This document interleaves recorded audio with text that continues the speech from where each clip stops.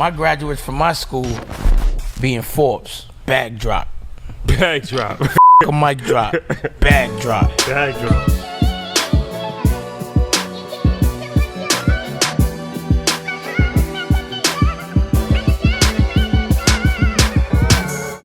All right, guys, welcome back. EYL. So this is exciting. This is going to be an exciting conversation. Yeah. For a few different reasons. It's an industry that we haven't covered yet. And also, it kind of ties back to the early stages of EYL, even before we had EYL. So we'll explain the story. But first and foremost, Paula McCarthy, an entrepreneur out of Queens. Queens get the money. Queens get the money. Well, Brooklyn. BQE. I read Brooklyn. BQE. Correction. Brooklyn keep on taking it. I love Queens, however. Brooklyn keep on taking it. Brooklyn has raised me. Yeah. Okay. BQE connection. So this is interesting because Paula owns a water plant. Is that? Yeah, I'm a water manufacturer. A water manufacturer. Yeah. We'll explain the whole story. But she was teaching financial literacy originally. Yep. Before you did that. Yes. And it was crazy because you said just going on Instagram while you financial literacy, you saw me teaching financial literacy at the same time. Yes, and I followed you. Then I unfollowed you. We'll get into that. Why you unfollow me? I was so engulfed in what you were doing. Okay. I couldn't do what I needed to do because I was like comparing what I was doing to what you were doing. Block out the noise. Yeah. I appreciate that. But I re-followed you. I am following you now. I am. Okay. All right. All those hot summer days paid off. No. I appreciate that. So it's an interesting story where she found a water plant in upstate New York, and she purchased the water plant, and now she has a water company. Mm-hmm. Yeah. So it's an interesting dynamic because you're talking about natural resources. Yeah. Mm-hmm. And it's not something that people really think about a lot. And even when they do think about natural resources, most of the time it's like oil, Yep. Mm-hmm. or Gold. gold, Mhm. gas, Solar. things of that Gas, nature. yeah. But it's not something like water, which is the most essential part of life. Yeah. That's what we need every day. Yep. It's essential. You need water. You don't need gas to live, Right. but you need water to live. Absolutely. Yes. There's no life without water. And there's a scarcity of it, It's Yes. a scarcity of it. which makes this so even better. Yes. It's $1 trillion industry. Yes, it is $1 trillion industry. Let's not brush over that. So it's crazy. Somebody in this space that's an entrepreneur that's actually, in that space. Yes. This is rare. We've done over 125 episodes, and we've never even, in my mind, I've never even thought of this as an industry. So to hear that there's somebody that looks like us, is from neighborhoods that we come from, and that's in the space, this is a pleasure and an honor. I'll be honest with you. Yeah, for sure. So, Yeah. without further ado, thank you for joining us. Appreciate it. Nope. Thank you for having me. I'm excited to be on the platform. I think what you guys are doing is just amazing. You have provided a platform and a seat at the table where we would not ordinarily have, and you are bringing information to not just young people, because initially it was young people, but to our community. And with that access, I think we're doing amazing things, right? So people can now plan for and plan to build generational wealth through this platform. I think you guys are doing something extraordinary. No, I appreciate that. So let's get into it. All right. So let's start at the financial literacy stage, and then we'll move to the water. So how did you start in a career of teaching financial literacy? All right. So 2017 September, my twin boys were going into high school. With that, I went to the school and I was like, I need to get them into a mentorship program. The school told me they had no mentorship programs. I went on a rant and I started to tell them, about the prison to jail pipeline. And I'm like, this is why our kids can't compete. If they can't compete locally, how are they going to compete globally? And I just went on a rant. The assistant principal was like, look, we don't have a program, but if you want to volunteer to teach a program, you may. So I thought to myself, absolutely not. I cannot. I do not have time for this. I'm a single mother. I work 12-hour shifts. I have no time for this. I just finished reading the book, A Long Walk to Freedom, Nelson Mandela's book. Oh, yeah. It's a good And it book. was so annoying because in my head it was just like, be the change you want to see. And I was like so mad at myself. And I'm like, you know what? Give me a month. I'm going to study and I'll come back. I need to know what I'm going to teach. So I went home and I started doing research. And I just started finding, I made like fun games on budgets. And I did fun, just finding fun things to do and trying to make the class fun. I go back a month later, I stole someone's name offline. It was like Financial Sense. That was the name of my business initially. I'm like, okay, we're going to steal this. I went in there, started speaking to the kids, and we did the program. We did the first workshop, and they were so engaged. At the end of this first workshop, I left, and the little girl was like, Miss McCarthy, I wasn't going to sell candy, but now I'm going to sell 2 boxes. The school had a candy drive. After that, a little boy came up to me, and he was like, Miss McCarthy, you changed my life. You really inspired me. And that changed the trajectory of my life. It impacted me more than it impacted them. Because I saw how much it changed them, it changed me. Yeah, at this time you were actually practicing. You were a nurse. I'm a nurse by profession. Yeah. So it was on my days off that I was doing these financial literacy classes, excuse me. So I would do my 3 hours, try to do my 3-hour shifts, and then do my classes around my shift. Yeah, and the reason I'm bringing it up is because I just had this conversation the other day with a dear friend of mine. And I'm like, the next time I talk to you, I want to hear about what you've created. Yeah. And even though you've had a full-time career, like you said, you're a single mom, you still find the time to create. You saw that there was a need, and you said, I have to make the time to create. And creating changed your life. I didn't really want to. You ain't want to. But I did it. Again, I fell into it, right? So I came back. We did the workshops. Other schools found out about what I was doing in the building. And what I thought was going to be a class about just financial literacy, my first class actually was about the transition. It was more about the power of thought. I read Think and Grow Rich, and I started reading these books, and I started bringing those elements into the classroom. So my first class was about the power of thought, and then I honestly started doing these other little things with budgeting and stuff like that. But I had them thinking differently. And if you see, like, my whole entire tagline is transition begins with the renewing of your mind. And I know that's pretty much what you guys believe as well.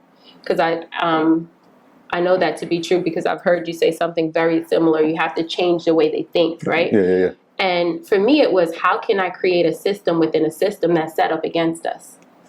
And that's what I was really trying to go in and do. Yeah, I think we had that conversation. It was like we were working inside of a system that we knew didn't really help or prepare our kids for anything that we could see that was substantial long term. And so are we complicit in the failure? And so it was like, all right, well, that's the reason we did the summer program. It was because we know that the kids need this. It's not being taught. And so we'll build that from there. The only problem was that we were in this one place, and I knew that the kids in the inner city needed it too. And so it was like, how do we scale it? And so when you started with one program, how did it go from one school to the next? Was that the vendor license piece? So no, other schools. So you know how they're breaking up all the schools? Oh, like 4 and 1. 4 and 1. So we had 4 schools in the one building, and it went from like one school to 2,000 kids in this one school. Other schools heard about what we were doing, and I went to this other school. It was a private school and more affluent schools throughout the city. And I went to this one school, and their 8th graders were going to Morocco for their senior trip. And I'm like, yeah, they don't need me here. If you're going to Morocco for your senior trip, this is not where I need to be, right? So I ended up sticking to underserved schools. So I went to Brooklyn, and I'm literally knocking on doors trying to make an appointment with the principals. And no one was really interested. When I went to these schools, they were telling me that they're tertiary schools and they can't afford it. What is a tertiary school? A tertiary school meaning like they're a tier 3 school. So that their budgets are so small that they can't fit me into their budget, right? So I was like, you know what? I'm going to start a foundation. That was like a wash. So we do have the financial literacy, and we also have a nonprofit leg. But I thought, money's just going to come and funnel into this nonprofit, but that didn't happen either. So once other schools heard about what we were doing, we ended up in a school in Harlem, an elementary school, a middle school in Brooklyn, and a high school with the 2,000 kids in Queens. So that was pretty much our pilot program. DOE reached out to me. I did a lot of workshops for their teachers and stuff like that. So they were like, come out, show us what you're doing. So I got a lot of interest in a lot of schools. We were supposed to be in a good amount of schools in Brooklyn, Queens, and Harlem in September. January comes, our pilot program starts. We're in all our schools, and then COVID hits. Oh, this is January 2020. 2020. Oh, wow. January 2020, in the middle of our pilot program. Yeah. COVID hits, and we have to, our program stops. It's at a halt. So I'm home working as a case manager, doing nursing from my kitchen table, hating every minute of it, but making the most money I've made in nursing as well. Really? Yeah. Sitting at home, I was not in the midst of everything else. I was literally just hating my job all the same because I could not move from my table. At that point, what happens next? My boys start New York Water Boys. On March 31st, which is their birthday, they start a water distribution company. I think one of my sons was like going through depression at the time. And I went to a church, and so crazy. I go to this church, and this lady goes, there's a prophet, and he's prophesizing over all the kids. You should go to this church. I go to this church, and I meet this guy, and, well, he's a pastor, not necessarily a guy. So I meet this pastor who starts working with my kids, and he started the largest recycling plant in South Africa, and he leaves South Africa to come to New York because God told him that he should do 24-hour worship centers. So he comes to New York. I meet him in this church, and he becomes my friend, and he starts working with my son. And he comes from this water distribution background, so he starts working with my son, and he's like, why don't we sell water? They go out on the street. I call everybody I know. Oh, the boys are starting a water company. Everybody that I know buys. And then after that, we kind of exhaust everyone we know. They start selling to the local bodegas, and then 21 supermarkets. They get a contract with 21 supermarkets. Once they get this contract with the 21 supermarkets, I'm like, this can fund my nonprofit. Well, right? What water were they selling? They were selling Poland Spring. But like to supermarkets though? Like where were they getting it from? We've got it from BJ's. I gave them $1,600. Okay. Had access to a church van because now I'm friends with this pastor. Okay. I paid $100 a week for the church van. And they started selling pallets of water. Like BJ's knew them as the New York Water Boys. They would let them in. Lines were down the block. People couldn't get water. We're getting pallets and hundreds of cases. So the grocery stores couldn't get it cheaper than what BJ's was selling it for? They couldn't get water, right? This is like the first 3 weeks of COVID. This is like COVID period because we did this well into May. Yeah. So I got you. So they start this business. They come up with the idea to get the $1,600. They get the BJ's water. At this time, they're making home delivery. They're doing home deliveries, local bodegas, and then they get the contract. How are they finding the people? Right. Oh, like pretty much word of mouth. Okay. We did a couple Facebook ads. I paid for that, and that's how they initially started getting people. And then people were just calling us for water. But then as we got water in the trucks, I also rented a truck after the van thing. We needed a bigger vehicle, so I got a truck. I rented a truck that was in the neighborhood, and we would just stop at the local bodegas. Not we, they would, because that wasn't my thing, but they were doing it. Once I saw how much money they were making, though, I was like, I can fund my non-for-profit. How much money were they making? They were making like, I want to tell you, they were making a few $1,000s a week. Selling water. But they were, again, 20. They were cases. They were selling pallets of water. 20% profit margin? I want to say upwards of that because it was so scarce. That people were paying higher. Price. So if we bought and then it was like, sometimes it depends on who we sold it to, right? So if we sold it to you and we sold a case, the profit margins were way smaller. And it was sometimes like $1 even, right? Well, not when we sold it to you though. So if we went to BJ's and bought a case for say what are they, like $6 and change or something like that, and $2 bottle deposit, we'll sell it to you for $12. Okay. So right? That's 100% Yeah. profit margin. Yeah. So but why? So that I guess the people, how come the store owners just didn't go to BJ's themselves? They just didn't have enough time. Access, they couldn't get in. If you remember the lines, So everyone had to stand on line. They let your sons in like priority because we were buying so much water. I went in there, spoke to the managers, and worked out a deal.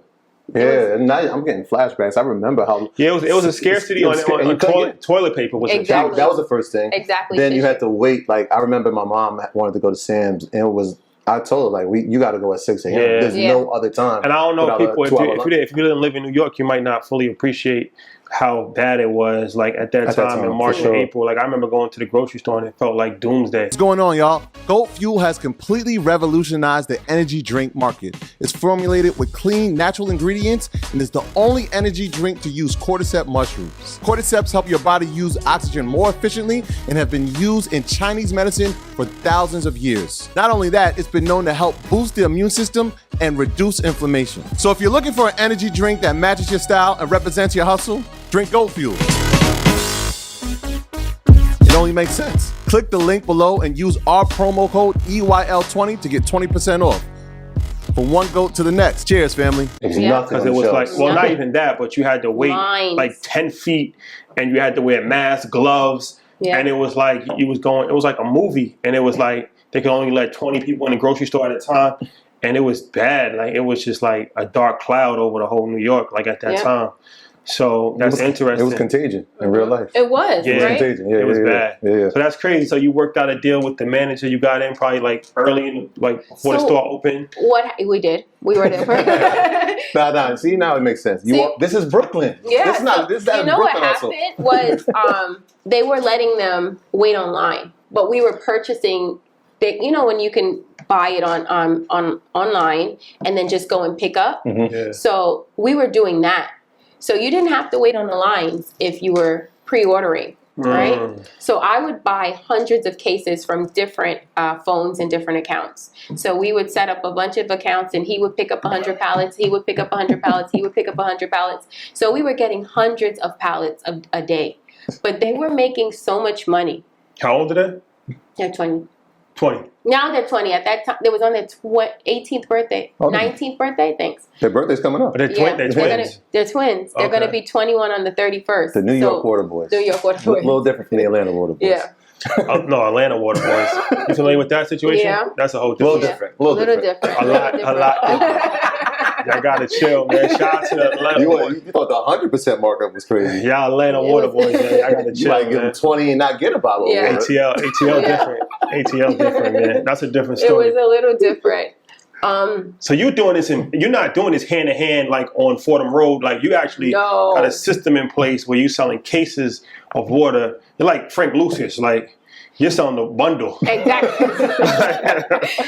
What we did, once they did that, when they went to the supermarket association, what they did was like, look, we have water, you don't have water. We can sell it to you at even $1 markup, but we can bring you hundreds of cases a day. Because we had those relationships, right? So we would go out to Long Island. You said supermarket association? I'm thinking the same. Mm-hmm. So what's that? Who came in with that contact? Was that you? Yeah, we did. Okay. So So I support everything that they do.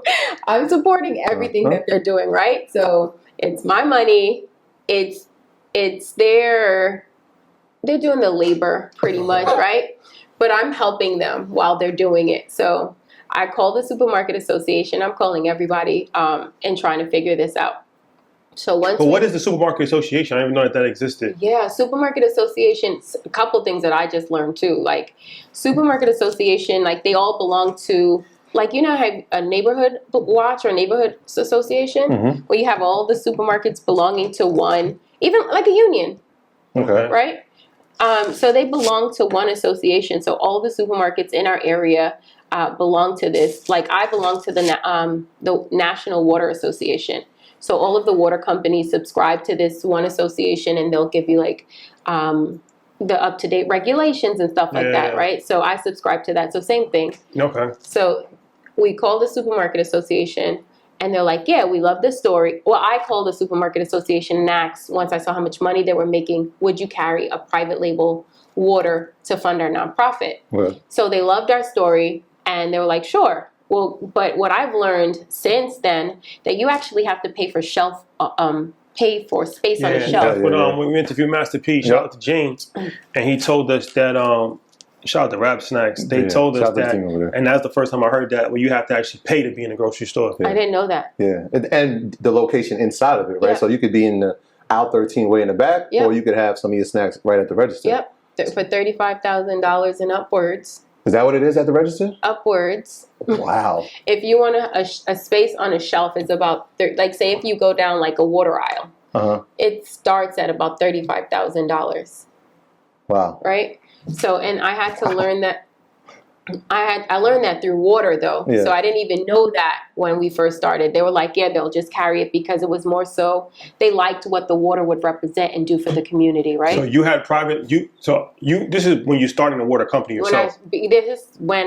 Once they told me yes, I was like, all right, let me start sourcing some water companies, right, to do a private label water brand. I didn't have a water brand at that time. I had nothing. It was just like, all right, they'll do it, right? Yeah. I had the company before I had the product. Okay, right? so it's like we're doing this for this company. Right. Let me try to do it on my own. Because, I mean, even when you said private label, the last time we heard of that was Amazon. Shout out to Josh Chris. Shout out to him. And it was like they would find products, whether it be a comb or a hair clip, and that was private label. But I never thought, where'd you come up with the idea? Like water private label? That was my friend who's a pastor. Okay. He used to do water distribution in South Africa. So this was him doing it with the boys. And then in turn, I'm like, could I do this? Like, So where do you get the private label? It's just there's companies that just sell water. So what we did was we found this, we went on the Department of Health and we found companies based on their quality of water. So we started calling people based on how great the water was, right? How do you know the quality? Reviews? It tells you in the Department of Health and reviews, right? So it tells you what kind of water, it tells you what's in the water. They all have lab reporting that you have to do. So you can see the content in water, right? Which we don't really pay much attention to, but I think New York has one of, it was like rated number 3, like the state. No, you're talking about tap water. She's not talking about tap water. Okay, spring water. Okay, gotcha. Yeah. Please don't ever drink tap water. Oh man, we're gonna get into tap water, spring water, distilled water, and all these other waters. Yeah, yes, we shall. So, all right. So let's bring this back a little bit for people.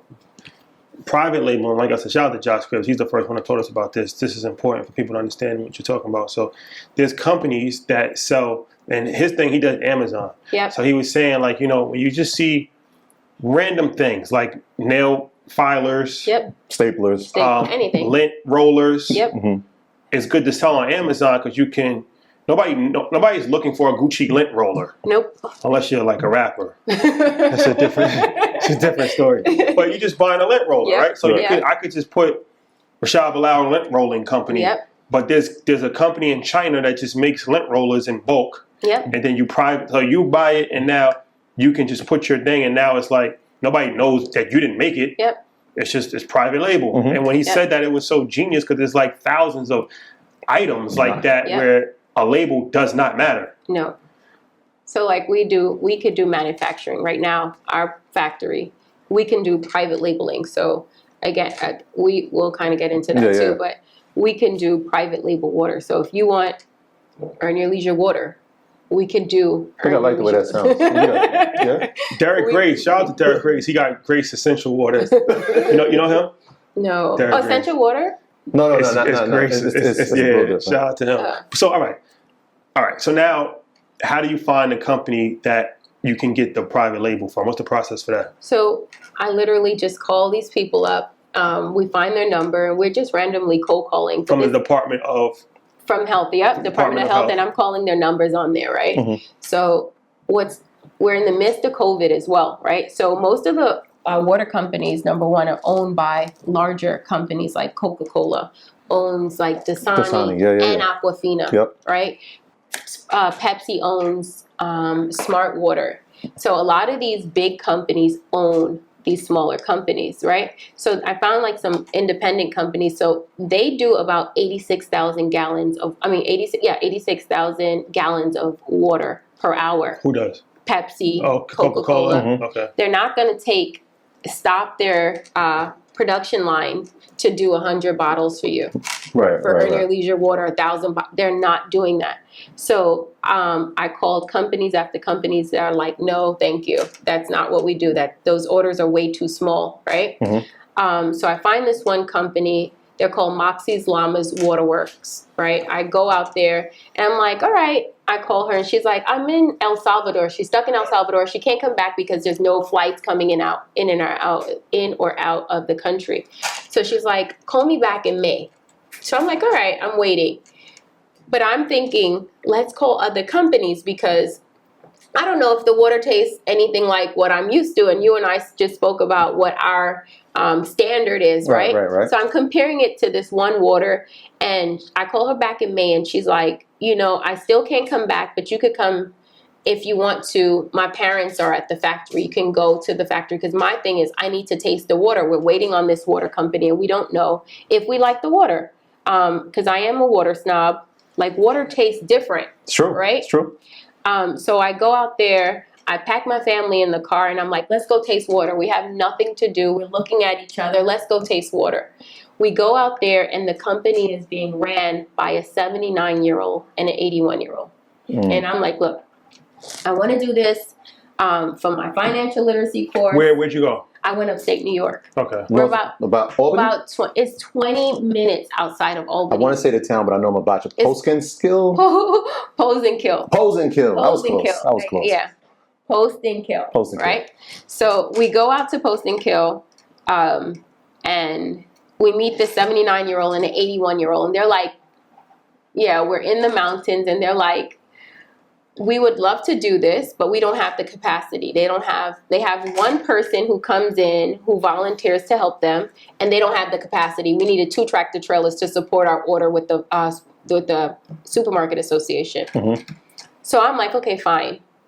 We literally go back up there for weeks on end to help them. My kids and I started going up there and helping them to bottle because they just had no help. Right. At this point, we knew that they couldn't support our bottling. We just knew that they needed help, right? Their business was suffering and they were having their own issues. So we started helping them with that. Once we go up there, they're like, look, we can't do it, but we could sell it to you. And I'm like, the plant. I'm like, I don't want to buy a water plant. What's in the water plant? So they were selling 50 acres of land, an aquifer. What is an aquifer? Is an underground lake, so to speak, right? Our water sources. Water that grows underground? It doesn't grow, but it's dry. Yeah, water underground, right? So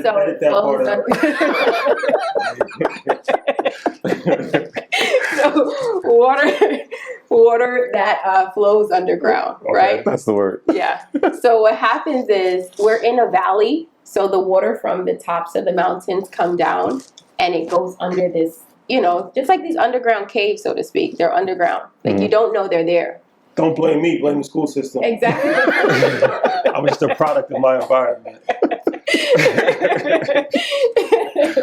So Earth science. I don't know if I passed Earth science. I'm not sure. I definitely failed the Regents. I'm not gonna be honest. Earth science? I don't know. I was really good at science, but more anatomies. That's my thing. I was body. Physical therapy major. Oh yeah. So water grows. It comes from the mountains. Yep. And it comes. Not valley. A valley. So but how does it go underground? Because it goes down the valley. It goes through the soil, through the and it ground. Just goes down. And it's like a big reservoir. Yeah. It's just a natural reservoir. Underground. Yeah. So like when people swim in freshwater caves. Yep, exactly. Similar. I've been to Mexico. Mexico, the whole Chichen Itza, right around those Mayan ruins. Yeah. The whole entire city was built around the water sources. And if you know anything, like most civilizations were built around water sources, right? Very important. So very important. So, and you can tell a lot about the economies usually flourish around places that have really well-established water sources, Yeah. right? So even America, our water sources started out in New York and on the coast, right? Yeah. And then, right, so on the That's ports why and most stuff. of the cities are The on coast cities, yeah. the coast. LA, Miami, Even New York, Chicago, Boston. you on the lake. Yeah. So you could tell a lot about a country based on its water source, right? It's essential to everything that we're doing, right? So and that's interesting in itself, because as I got into this water space and I started to do research, that's when I found out about the scarcity of water, because I knew nothing about water. Just like many of us, we're not talking about water. Mhm. We drink it, we use it, and that's it, right? We actually abuse it, and that's it. We don't even understand Mhm. that most of the planet is 97% water, right? Mhm. But it's salt water. Right. Mhm. That's true. Most of the planet is, I'm incorrect, is 70% water, right? 70% water. But of that, 97% of it is salt water. Right. 2% of it is in glaciers and ice caps. So it's not usable for us. But less than 1% of water is fresh, drinkable, attainable, accessible water. And that in itself is crazy, Yeah. because of that 1%, 70% of that goes to agriculture, 20% of that goes to industries, and the rest is human consumption. And this is why it's like people in America have such a disconnect with the rest of the world, because it's like we just like having random water slides in our It's hot, man. water We bucket, not violent, bro. ice bucket challenge. Like, You know what I'm saying? We so But- reckless. Nice ice Water bucket balloon challenge. fights, and Yeah. super soaker fights. We But there's reckless. people that's really like starving for water. Like I they walk just 6 miles to get a bucket. Like, it's Yeah. different. Yeah, 2/3 of the world don't have access to clean drinking water. That's more than 1.2 billion people not having access to clean drinking water. So when I got into this space, again, I didn't recognize how valuable what I had was. I thought, hey, I'm going to taste water. I keep saying this. I did not go to buy anyone's water plant. I went to taste water. And when they told me about buying the plant, I'm like, look, miss, I am a nurse. I have no money to first buy your plant. Yeah. Like, there's no way. This is nothing that I thought that I could even attain, right? Mhm. And I've never even heard about anyone purchasing or buying or owning a water plant, and nobody black to that, right? For So sure. I'm not thinking anyone in our community could own something like this, because we're known as consumers, right? So How long did that process from you helping to them offering you to buy? Was it a couple of weeks? I mean, I'm thinking to myself, I'm from Queens. I'm driving to Albany. That's like a 3-hour drive 3-hour drive. every week almost. I mean, during Corona. So, I mean, there really wasn't much to do anyway. But We're the only ones on you're the the road. only ones on the road. But Yep. how long did the process take for them? Was there like a trust built with you now that you're helping and you're volunteering to Yeah. say, you know what? So when I went there, they offered to sell it to me the first time. They were like, look, if we love what you're doing, if you want it, we'll sell it to you. I'm like, there's no way I could even afford this. So it wasn't a thought. So I was just going to how much help. do they want to sell it for? It was a couple million. Okay. All right. A little, yeah. Okay. So That's right. So it's coming with the plant and the land as well? So again, this is where you kind of gotta. So when I first went there, it was 50 acres of land, Uh-huh. an aquifer, and this water plant. The minute I agreed to purchase it, it went from 50 to 15 acres of land, the aquifer, and the water plant. So they cut back on the acres of land. Hmm. They kept everything else, but they cut back on the land. Hmm. Okay. They meaning the owners? The or- owners. So you Okay. agreed to that? I agreed to it because at that point, so my kids and I, we moved up there in July. Okay. Oh. And I worked with them for 5 months for free. We literally helped. I would bottle. My kids would do all their deliveries, and they had no help. So me thinking that I'm helping, it's like What's happening in Queens? Are we still doing the supermarket deliveries out there since we moved up? No, it's over. No. Are you still being a nurse at this time? No. Okay, we're full in. So I'm fully in. I Gotcha. took a leave of absence. Sweet. Don't tell them. I know a thing or two about that. I took a medical leave of absence. So I'm doing that. and I'm up here and I'm helping, right? Yeah. So I'm fully in. I'm doing the administrative things. My boys are doing the deliveries, and my friend, who's also a pastor, moves up here with us. And I brought him and his family. Again, his family. I don't think I said his family was just got here like 3 days before they shut down for traveling from Corona. So I got them apartment upstairs. We got an apartment. We started renting out there, and we all started going out there and helping, right? So the plan was at this point, let us learn the business to see if we can do this. While we're in the process, I'm trying to get the money to start this business. So eventually I used my house as collateral to put a down payment on this property. So you refinanced your house? I've refinanced my house. Something like that. Something like that. Not really.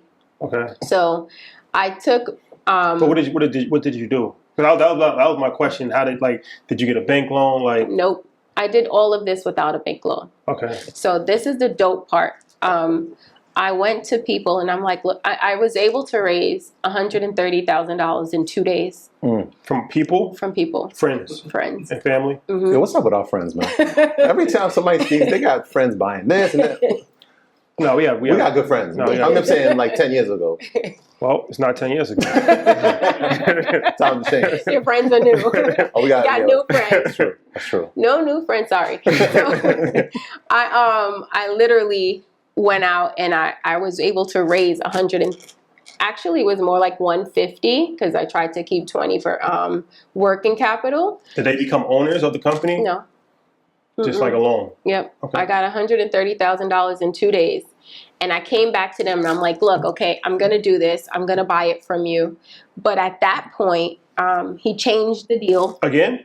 No, that's when he changed it to 50. When I got the money. He thought you was playing. He thought I was playing. He thought you was playing. Right. So when I came back and I'm like, okay, I could do this, right? Yeah. Again, it's really hard for me because I'm like, they were really gracious and at the same time very, I don't know, they were very vicious business people. Oh. I am always going in and thinking the best of people, and these were shrewd business people. And because they were older, I was pretty much like, oh, they're so nice. I think everyone's so nice, but they were shrewd business people. And at the end, when we got to the closing table, October 1st, we closed. They changed again.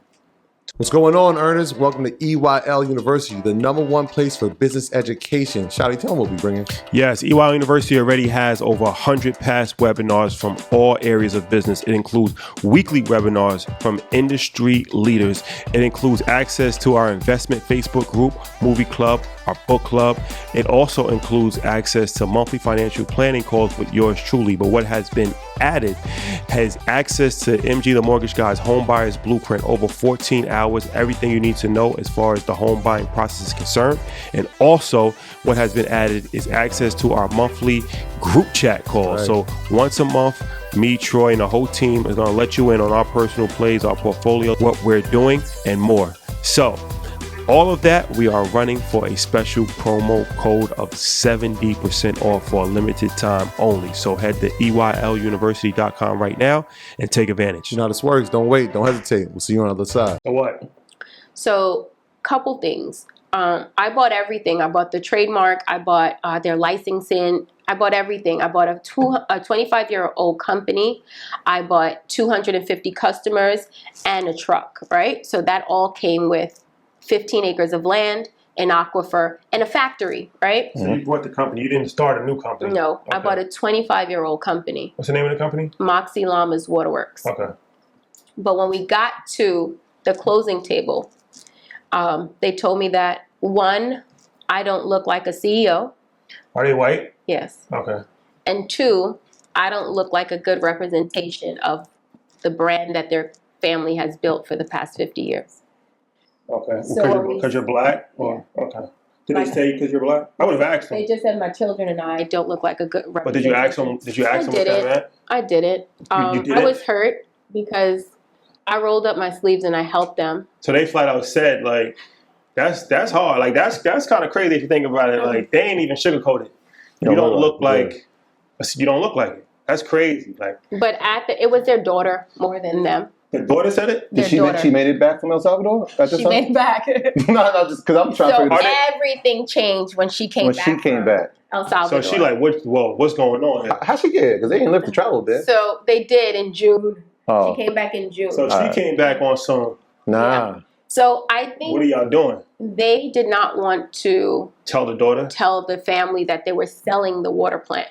to a black person.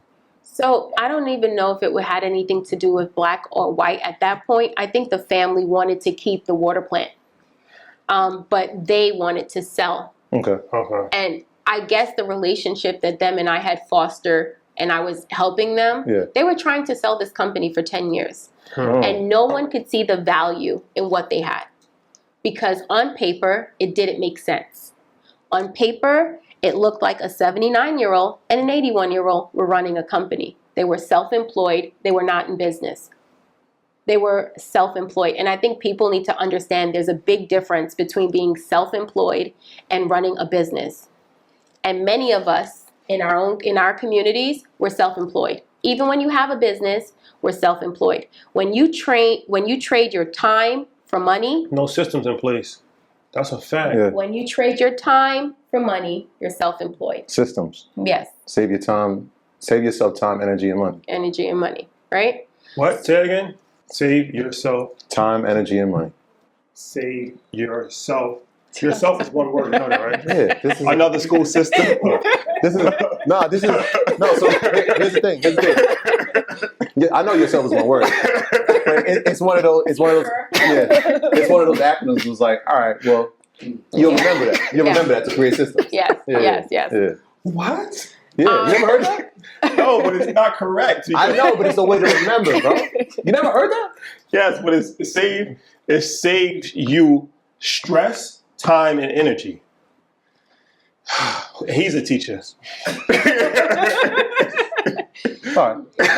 You know the EBIL quadrant that Robert Kiyosaki from Rich Dad Poor Dad put You just got together. the book right there. Yeah. So really good book. I have my kids reading it in our program. Mhm. Like, I think a cool thing to do is give them literature that they would not ordinarily read. And that's what I did in the financial literacy program. It wasn't necessarily about teaching them about money. It was about this very thing, is teaching them how to manage their resources. And that was super important for me. Mhm. So long story short, we closed finally on October 1st. So so they said that you wasn't a good representation. How did they get over that? They needed my money and they took it. That's how my money was Money green. talk. So, but I mean, how would that come? Like, would you say, okay, well, I'm not buying it, and then they say, okay, we changed our mind. Like, what? So when we were at the closing table, it's a lot. There's a lot that I don't want to like expose because it's their personal stuff. So I don't really want to get too much into that. Mhm. I want to be respectful of that. But they needed the money. Okay. Okay. So it was just something So that it they was just said, but very- then when they thought about it, it's like, all right, you know what? It's not. They took my money. You needed the money. They needed my money. They took my money. And then after, they gave me a very hard time. After they took your money, how did it? Why? They How? didn't want to sign over the LLC, which I paid for. What they say? We're not giving it to you. They just drug their feet, right? I have to wait on them. So legally, they held onto those documents, and I just had to wait. So you couldn't even operate the business, even though you have bought all. But we were doing everything any which way, right? Yeah. So, because technically in my closing, the minute that I ask for it, they have to effectuate it, and they're supposed to sign. So that was just very interesting, and the hardest part of this whole thing, because what I did was foster a relationship with them. It wasn't even so much, I didn't go there to buy a water plant. Right. I didn't know that their water plant was for sale. I didn't go there for those purposes. But I understand that the God that I serve is also I'm very much in this space where I understand that I was being positioned and it was for purpose. Much bigger than me. Yeah. Yeah. So okay, so all of that's done. So you put your house. Can you talk about that? Like, Yeah. what does that mean? You put your house for collateral. Did they take your house or? No, I took a loan out You against took a it. loan against your house, and then you paid the loan back over the course of time. Okay. Yeah. So you have the situation. Now you're up and running. Yep. Okay. Now what? So we closed October 1st, 2020. And in the state of New York, I'm the first Black woman to own and run a spring water bottling plant. So I'm thinking, this is great. This must be, like, going to be easy. He stays on contractually for 6 months to help us through this transition. And then he decides, not even he, I go to the bank and try to get a loan. I purchased this company. It's 25 years old.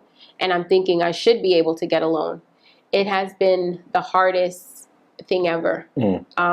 Number one, it was in the midst of Corona, when if you didn't have a business prior to Corona, the banks were not loaning or lending money, right? So that became an issue. Secondly, they would not give me the LLC, so I had to Get a lawyer? get a lawyer. Yeah, And that was that route. Do you have the LLC now? Yeah, Okay. Did the bank ever give you a loan? no, They still haven't given you a loan. no. So everything we've been doing on my own. Wow. Yeah. So, all right. So what's the day-to-day operations of running a water company. water company? So, cool thing is, so when they were in business, they were only working at 5% capacity, this business. They were working on a Monday for 4 hours, 16 hours a month, and they were grossing about $130,000 You a said year. 16 hours a month? Yes. But they were 79 crazy. and 81, but they were living off of the money that they were making. What's 5% capacity? What's that equivalent to? So Like we maybe have 100 bottles? Our factory is about 25,000 square feet. Yeah. We have 2 production lines. One production line does 5-gallon bottles, 4-gallon bottles, 3-gallon bottles. It's adjustable, right? That's that one line. There's another line that does 1-gallon bottles, your 1 liters, your 16-ounce bottles, your 8-ounce bottles. So they're 2 production lines. They were only utilizing the 5-gallon bottles. So those are your 5-gallon reusable bottles. You'll see them at your local doctor's office. And, like if you go to your Range Rover dealership, it's where you go press your hot and cold, get your coffee, those big jugs. Gotcha. They're in that business, right? Okay. So we were delivering and picking up those waters. We recycle, we rinse, and we reuse those bottles. Okay. It's a very lucrative business because you get to recycle the bottles.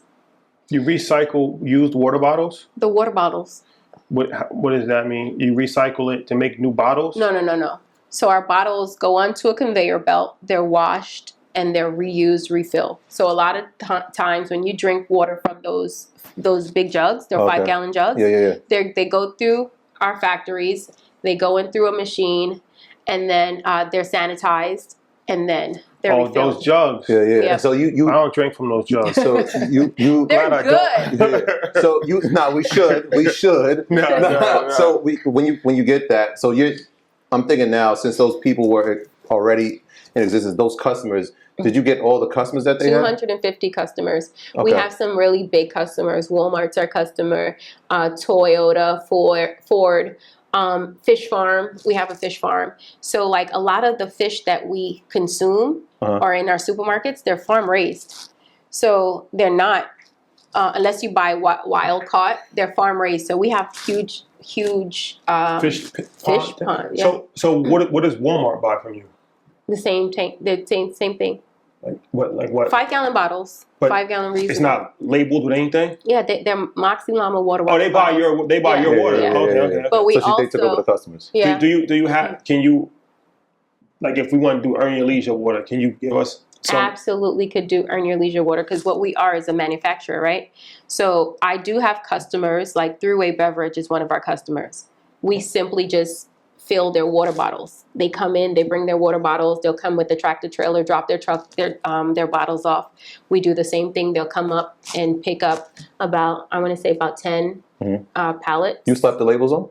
Yeah, Okay. our machine, not me. Okay. I mean the machine. Yeah, our machine. So what happened? Well, that's for if you come in with a 5-gallon bottle, I would purchase the bottles for you, and our bottling company will have them pre-labeled. So they could be silkscreen, or we'll put them on. So it depends on what we're doing for you, right? So I have this one Thruway Beverages. They do about 2,000 bottles a week. So they'll bring 2,000 bottles, drop them off on a Monday. We fill them. They come back on a Tuesday, Wednesday, and they'll pick them back up. So we have a lot of beverage warehouses that do just that. So when you're at the closing table, we'll come back to this for a second, because this originally started with the New York Water Boys. This originally started with the Are the New York Water Boys at the table? Are they owners of this as well? Or is this mom and now my sons are working here with the potential to have equity down the road? So this is me. Okay. I own the factory, the water plant, and the land. The business, my partner and I went in 50-50 on the business, but I've since bought him out. And my boys are in charge of distribution. Boss. But my boys are in charge of distribution. So they're in charge of logistics and routes. So every time water goes out, that's what they're in charge of.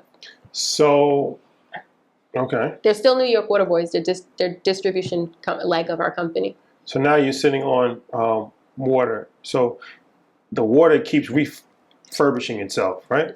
Is that correct? So Like we have we had a hydrology report that was done about 25 years ago. We're kind of due for a new one that gave us a 300-year lifespan, and we get about 89 million gallons of water in this aquifer that passes through every year. Wow. So we never deplete our aquifer, which is pretty interesting because most aquifers, like again, I was telling you about the different way that water is dispersed and access to water.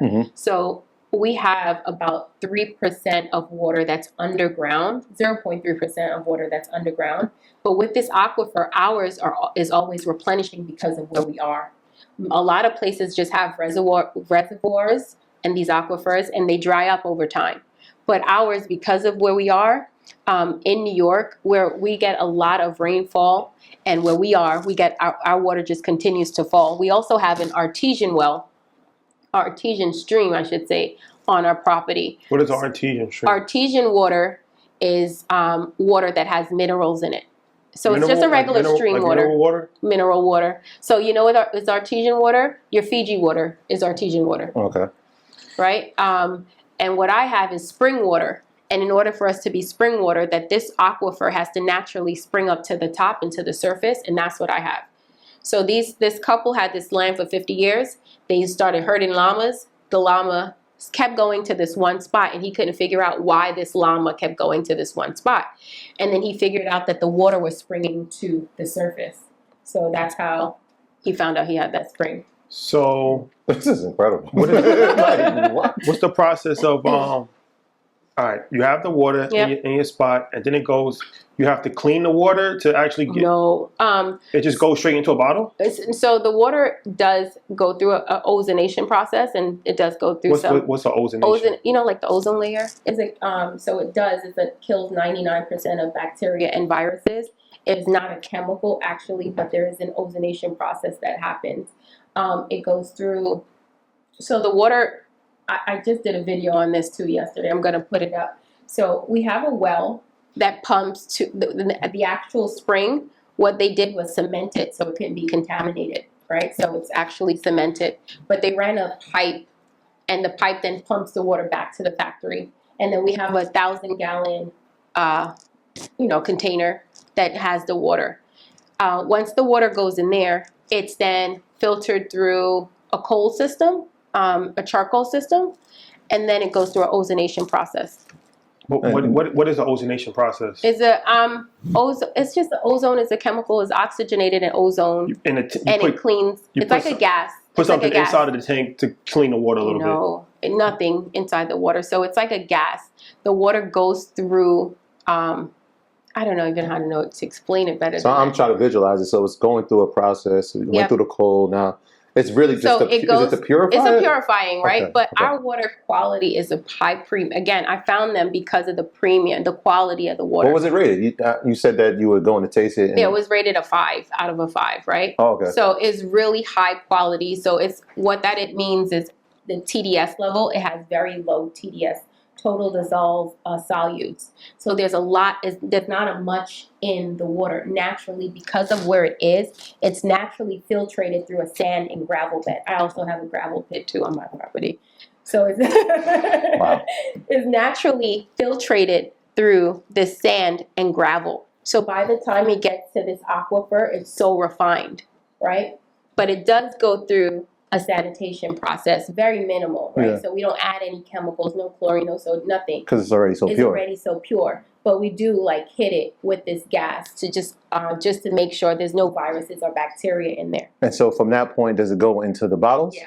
And so they were running it at a 5% capacity. Yep. What is it? What's the number when it's at, I guess, are you running it at 100% yet? No. Not yet. So where are we at? So we're not even nearly up to capacity. Okay. We've just been servicing our clients, right? So while we're in the position, we're rebranding because I am not going out in the world as Moxie Lama. So we're rebranding. We need to update our machinery. Mhm. There's a lot that needs to, this super antiquated, right? What's the new name? So it's going to be Yes Water. Yes Water? Mhm. YES? YSS. So it's Youth Saving Society. Okay. Okay. So That was the original name for the that's financial our literacy? financial literacy course. Gotcha, It's gotcha. Youth Saving Society. Yeah. So it'll be Yes Water. Okay. Okay. How many people working there? So this was the dope part. So we needed day laborers. And I went to a local church and I'm like, hey, I need some guys. Can you send me some guys? I get 2 guys and I didn't do a background check. I'm just like, we just need day laborers. So they come in. They actually end up being formerly incarcerated guys. And they started coming in to work with us. Mhm. I'm like, I didn't know that even. I asked them to pick up some furniture from New York City. They couldn't go. He kept giving me the runaround. Then he comes and tells me that he has an ankle bracelet and he needs to get permission from his parole officer in order to go. Mhm. Once he does this, it opens up another can of worms. So we have financial literacy on the first end. The water is supposed to support our financial literacy. And now I'm doing something else with programming with the Department of Corrections to create a system where they can actually work. And I don't have a living quarters, so it can't be a halfway house, but we're creating programming so they can have substantial amount of money to transition back into society. So I'm in the process of working through DOC with that right now too. That's good. Yeah. Yeah. So you got the DOE, DOC, Got a lot of deals. everything. I'm a doer though. So even if I don't know how to do it, I'm that person who understands, like, I need to put the right people in place to do. Like, that's just, I'm the doer. So you got 2 people that's working there that's actually bottling the waters. Yep. On our water days. Yeah. Yeah. And then okay. There's Yeah. machines that's actually they're just like doing the leg work or stuff like that. Yeah. And Um, I was just saying, so the boys are distributing. They're What's doing all the distribution. what's the radius of how far they're going with the So we're distribution? upstate New York, Yeah. and they go as far as Lake George. Are you familiar with Lake George, upstate New York? heard of it? Yeah, it's the largest lake in the state, right? Yeah. So interestingly, we supply most of Lake George. Lake George, we even have Great Adventures as one of our clients. So Oh, yeah? Lake George Six Flags? owns Six Flags Great Adventures Yeah. own Great Escapes upstate New York. So we don't come down to Jersey. They own Great Escapes upstate. So they're also our clients. So he had a really substantial business and our clientele was really great as well. He was just not maximizing what he had. And again, for him, it was maxed, right? So they only could do so much. Where we are, it's very rural. We're in the mountains. So it's very hard to get people to come up and work and stay up there unless you live up there, right? So Okay. So the natural resource play. All right, let's talk about this water. There's different types of water, right? Distilled water, Yep. spring water. Yep. What's the science behind that? just basically the source of it, right? So artesian water just means it has minerals in it, and that's usually from a lake. It has to be spring. In order for it to be spring water, it has to spring to the surface for it to be spring water. Distilled water is processed water. That means it's just boiled, and they use a process of osmosis to separate your solutes, which are your solids, from your water, and then they take the solid. So you would hear a lot of companies say, and again, oh, it's better because it's more refined. We would beg to differ, right? Mm-hmm. So our water should have some elements and some natural elements in it, because we're made up of those natural metals, right? So you do need some sorts of metals in your water. Mm-hmm. So I would definitely look at that too. You don't want water that is so refined that you take out all of the properties that your body actually needs. And that's my nursing me telling you that. Purified and distilled, same thing? Different. Purified is pretty much the same. So the right? best It's one is the best water is spring water.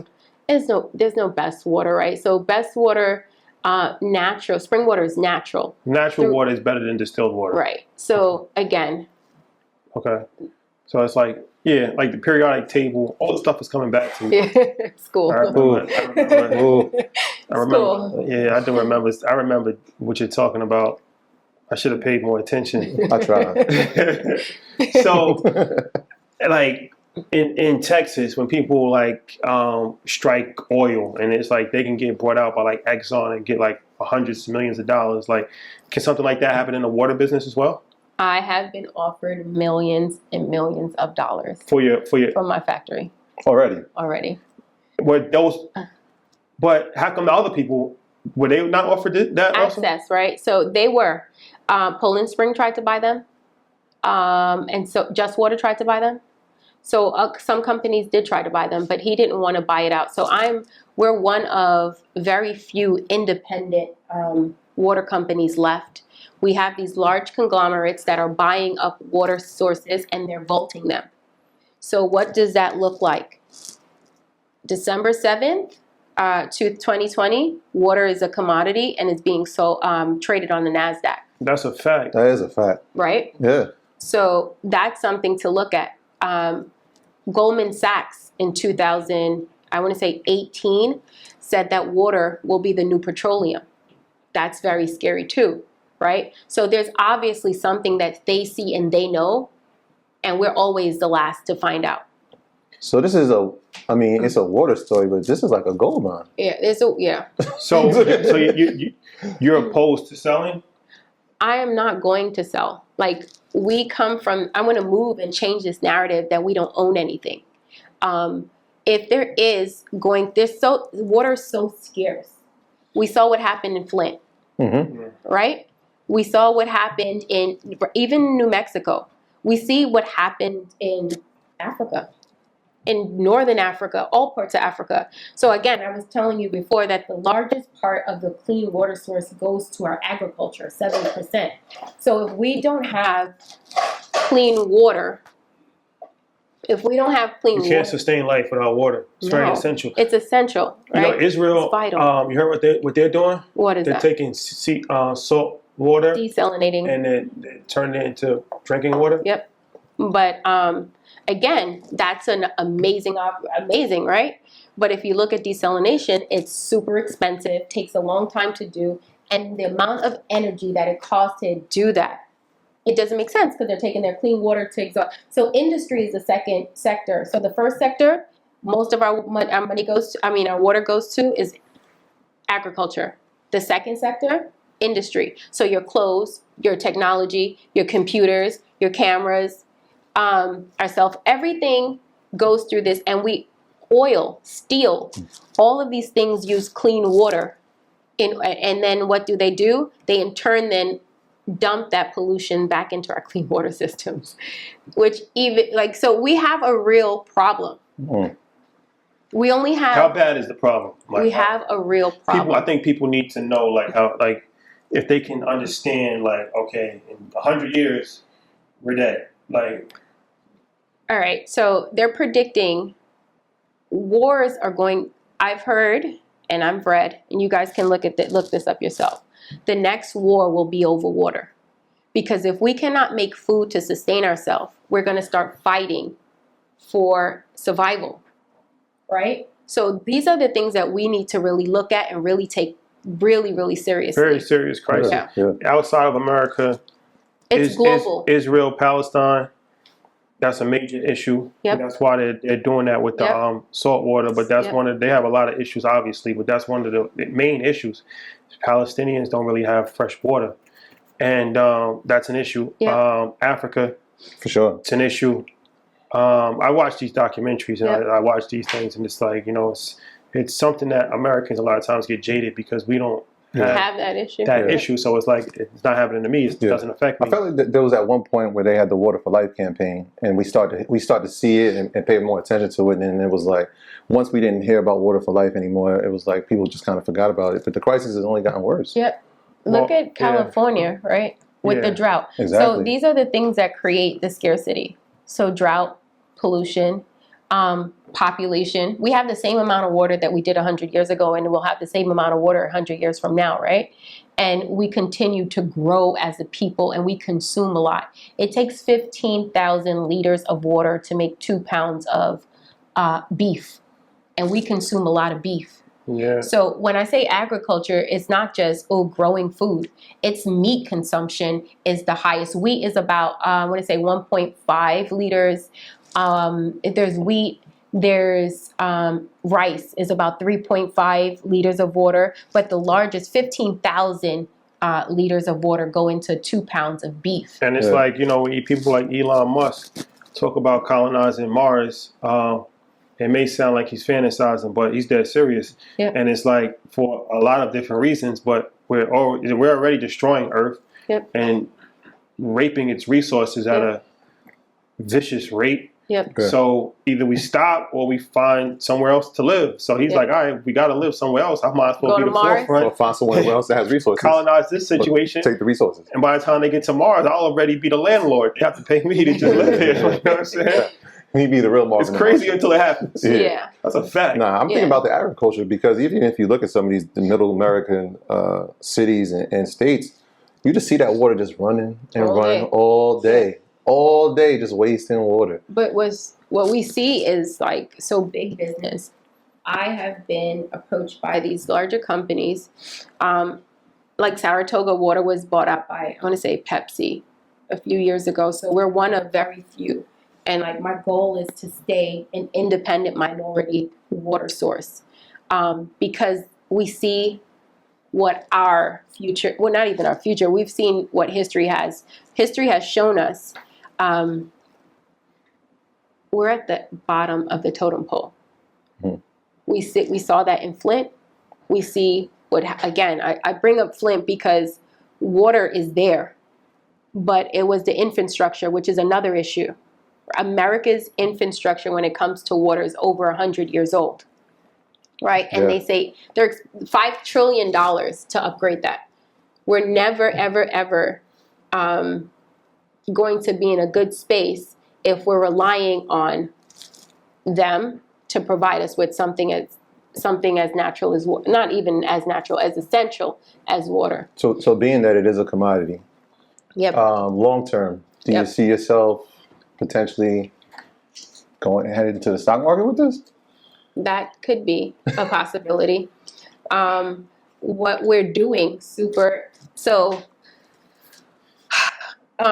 what I couldn't sleep the other night. I was like up for like 2 days. I couldn't sleep. So something dropped into my spirit and I'm like, okay, I'm going to do a Kickstarter campaign, but I'm going to attach a coin to it. So for every something, yeah. So for a water coin.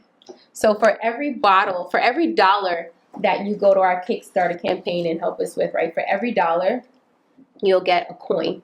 Not a coin, you'll get a token. Mm-hmm. For every 10 tokens, you'll get a gallon of water. That's about 8 bottles, right? So 7.5. So I estimated to about 8 bottles of water.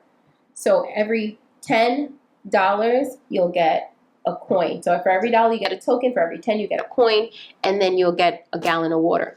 So I'm going to pre-sell 3 million gallons of water.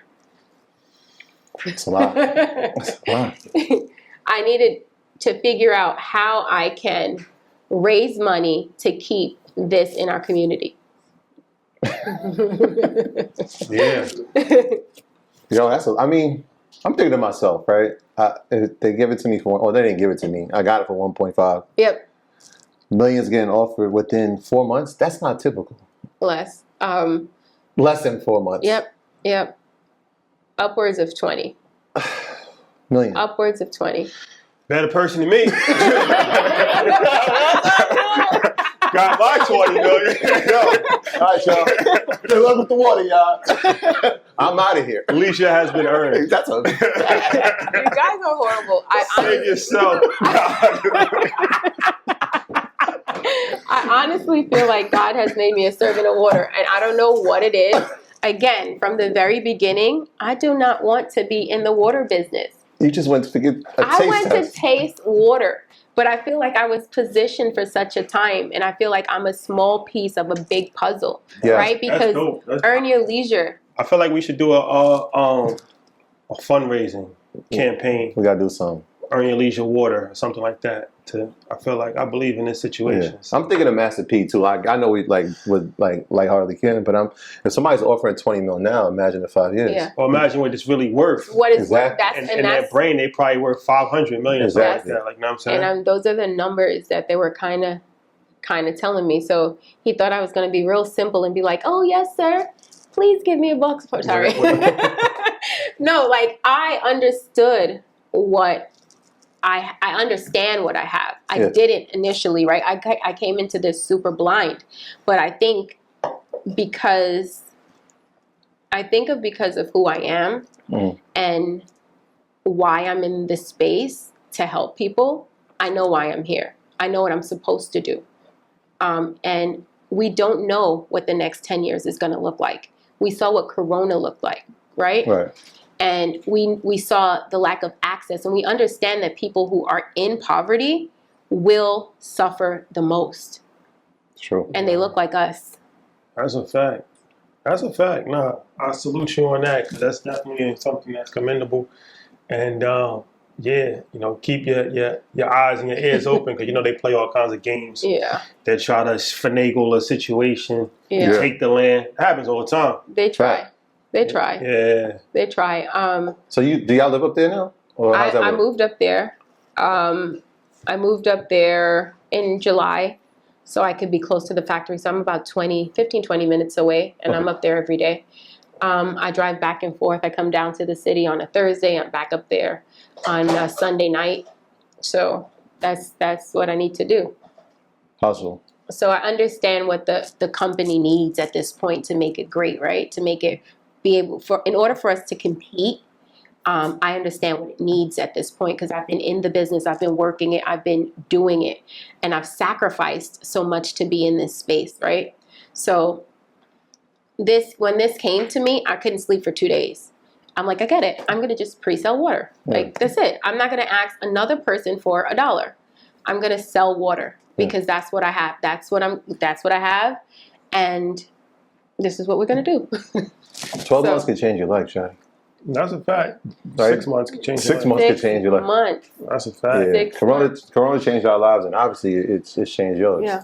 That's amazing. It's powerful. A very enjoyable conversation. So how can the people support? How can they find out more information? How can they buy the water? What's the social media, website, all that information?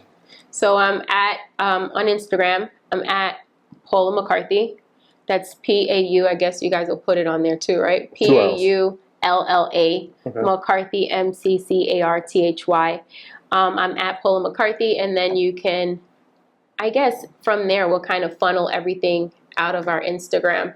My website is Youth Saving Society, and that's pretty much I wanted to kind of keep these kind of things too little separate. So Yes Water will have a landing page. It'll just be where you can go and see and get information about our fundraising. So that's yeswater.com. YSS. YSS. Okay. YSS.com. Troy, housekeeping item? Yeah, first I want to give a huge shout out to our boy Francis. He called me and said, Troy, I just heard one of the most amazing people I've ever heard speak. Where did you see her speak at? Clubhouse? He heard it on Clubhouse. And he was like, that story's so dope, you got to hear it. I said, all right, man, sure. 2 days later, Jamal calls me and says, Troy, I just heard the dopest story you ever heard in your life. You got to meet this young lady. And I said, all right, cool. I'm going to call her. And then Jamal called me 4 days later. He's like, you ain't calling yet. I'm like, I'm going to call it. So I want to give those two gentlemen credit. So shout out to them. And shout out to everybody on patreon.com. Y'all know that's our Private Pay program. Shout out to all the earners that are Tier 5 that are part of EYL University. Yep. The #1 place for everything in business, finance, and entrepreneurship. We are tremendously happy with all the growth that we're seeing from our earners. They're not just taking the information, they're actually applying it and putting it in the Facebook group. So we're actually watching these stories and watching people create businesses and create their own generational wealth. So we are tremendously honored to be a part of that. So shout out to y'all, shout out to everybody supporting the merch. And yeah, man, we appreciate everything that y'all done. Yeah, for sure. Thank you guys for rocking with us. We'll see you next week. Peace. Peace. Yep. My graduates from my school being Forbes, bag drop. Bag drop. A mic drop, bag drop. Bag drop.